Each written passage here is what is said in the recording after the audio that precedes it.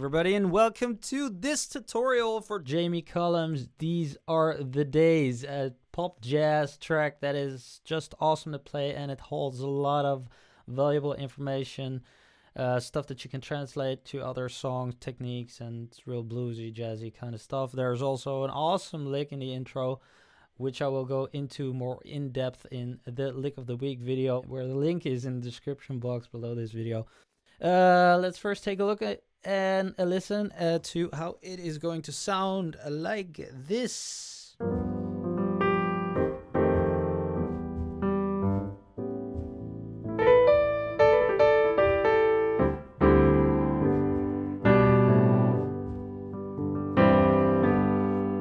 Alright, and that's where he starts singing, okay? So actually, this round is the main round of the entire song. That's also where the chorus is, and the intro and the verse. So let's just first tackle this one, and then I'll get onto the other ones in a second. So first of all, the chords. Basically, what we're doing, a technique, what he does is he plays octaves and then fills up the chord with, you know, notes in between over there. So, and he likes to stick that G on top of every chord, actually, because the relationship changes depending on the chord we're playing, but I'll get into that first in just a second. First of all, the first chord is G. What you're gonna do is you're going to play G's in the right hand, and this is a regular G. We're going to leave out the 5 over there, play the third and double the root, and then with the left hand we're going to play the root G and the F. So it's actually G7, okay? And you're going to play it like this. So that's a bluesy technique. The first one that's really valuable that you can reuse in other songs as well. So you just slide from the minor to the major third, okay? Easy stuff. Although, you know, you gotta have that grip. And then another thing that makes this song so swingful is the fact that he plays it with a lot of swing. So, you know,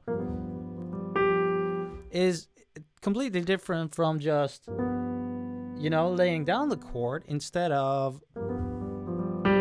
that's what he does more. So I could teach you exactly what he does, and I will show you that in a second, but know that it's a feeling and it sounds like Jamie Cullum because Jamie Cullum plays it like Jamie Cullum. You know, you can imitate him to learn, but the thing is, you just want to get into rhythms, patterns, and figuring out your own groove over these chords. So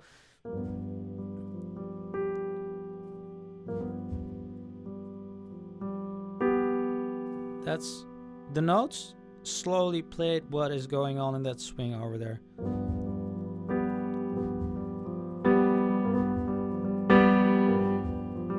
Also, dynamics, pretty important, right? If I do, not cool at all.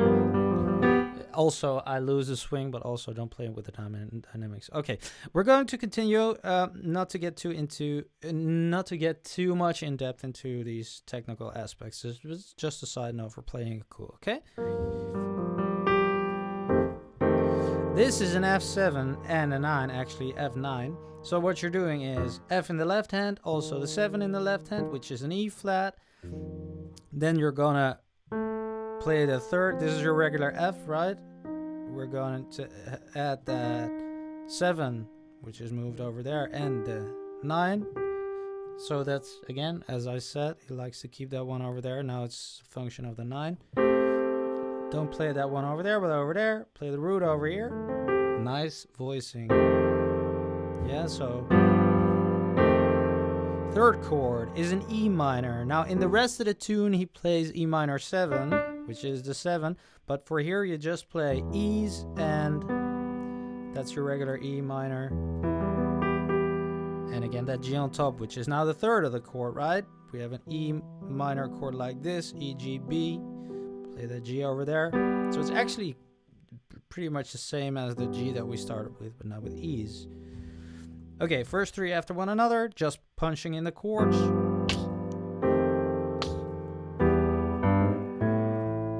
So then, after that E, comes an A, very juicy 9. Well, you could also play it as a 7, but, you know, that's also another thing. general concept in jazz is that you're not stuck to, and also in every contemporary style in pop music as well, you're not stuck to that note per se, okay? So sometimes he plays just an A7 and sometimes he plays an A9, which I do over here in the start. So from that E minor we go boom, boom, boom. That's a little bass lick, which is very signature. So first 3 chords, quickly.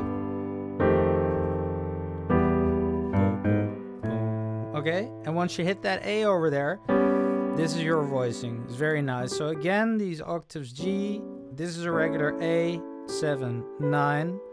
Reposition those notes. Yeah, and that one over there. And then double the 7. Yeah, so that, I'll play it in groove slowly, the first 3 after one another. This is already pretty cool if you can do this.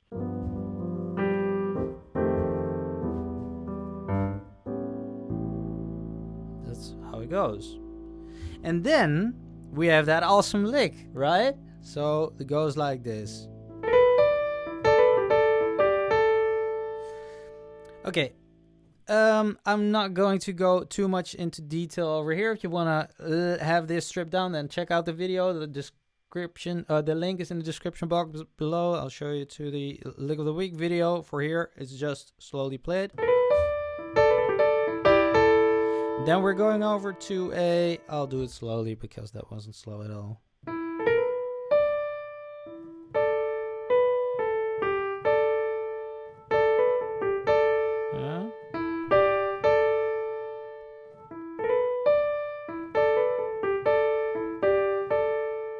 That's it. Then you land on a D sus, which is D's in the left hand and a C chord in the right hand. Actually, this is your C chord, right? C over D. Again, double those G's. Boom, boom.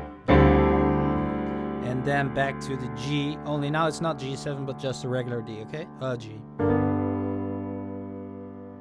And then we have a little bluesy lick, but not to make it too confusing, I'm going to play it real slowly from the start, okay? F, E minor, A7,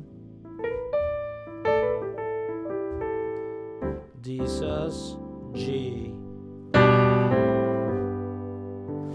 Okay, so that's very cool bluesy technique, which you can use in any song if you're on the 1 chord, or actually not just works on the 1 chord, but that's another story.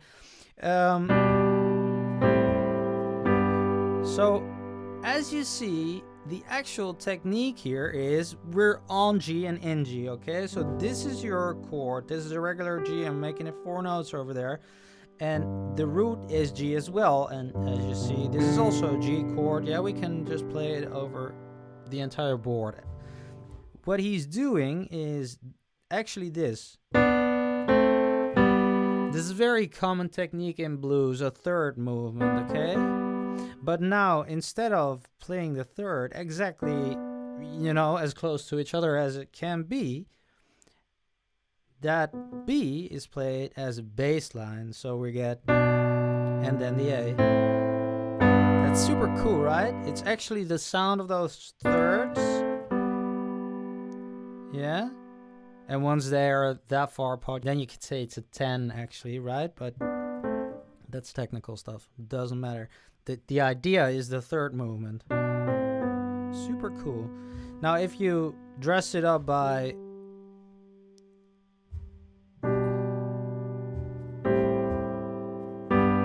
nice, right? Just keeping those octaves over there.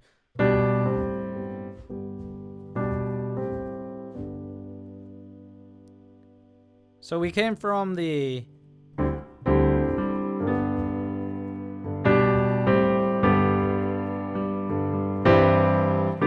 that's also very, very, very cool, I think. Going to the 4 chord from the 1, G, to the 4, a C. Now I could do, which sounds kind of bluntly actually, right? But to make it more sophisticated, what he does is the G chord, and then to move to that C, he just grabs the third over here and the root over there. And you see a C chord also has a G. So these are just taken from C. So if we just move, that's also a very common movement in blues, and he uses that over here. A 6 movement, right? This is the 6. B is the 6 of the D, and then the 6 of an E. Okay? This is very cool to go from G to C, and this is a technique that he uses a lot in this song, so, you know? Okay, then he starts singing, and actually the chords are the same, just don't play the 7 over at the first chord, so... These are the days that I've been missing. And add a 7 over here right now, okay? So these are the days that I've been missing. Give me the taste, give me the joy of summer wine. And notice that I didn't play the lick right now because that isn't played over there, okay? It wasn't a piano intro. There's a nice little funky lick over there. Now that we're singing, no licks. So just, you know, play those chords with the swing feel that I just showed you on the G, and you're good to go. But when you finish the round, so round is exactly the same. And I feel fine. Also pretty cool, right? That's a nice little feel to it. So you do boom, boom, boom, boom. What happens here? Boom, bop, boom. Is again that movement to the C chord, right? To the 4. Boom, bop, boom, boom. And then we have a lick. That's what happens. This is again that 6 movement. But you play a flam over there, over to the D. And that's how you end the lick. And then we have to fill it up with the rest of the notes. So we're actually just on G still. So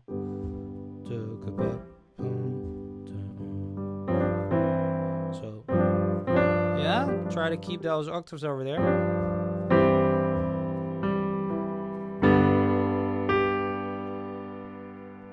Land on that.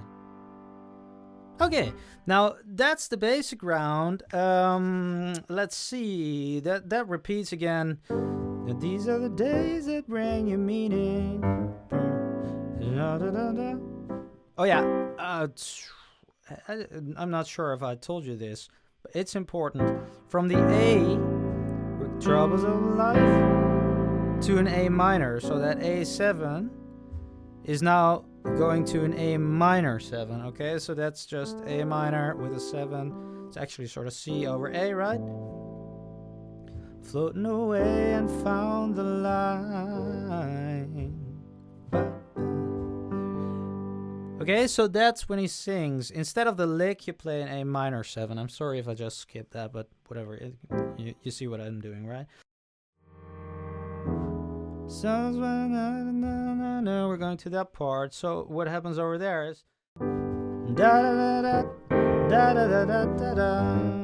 same chord progression. So guys, I want to thank you very much for watching. This was it for this tutorial. If you liked it, then please hit the thumbs up, like it, share it, leave a comment, get over to my website if you want to learn more about, you know, being free on the piano like this. As you see, I got no sheet music or whatever. I just know my chords. I know my patterns. I know how to, you know, play it with rhythm, know some fills, know my scales. If you want to learn how to play like that, then maybe consider taking my full course, Hack the Piano, which will teach you exactly how this works from the very start, or get on my newsletter for something free every week. And I hope to see you next time. Thanks for watching. Bye-bye.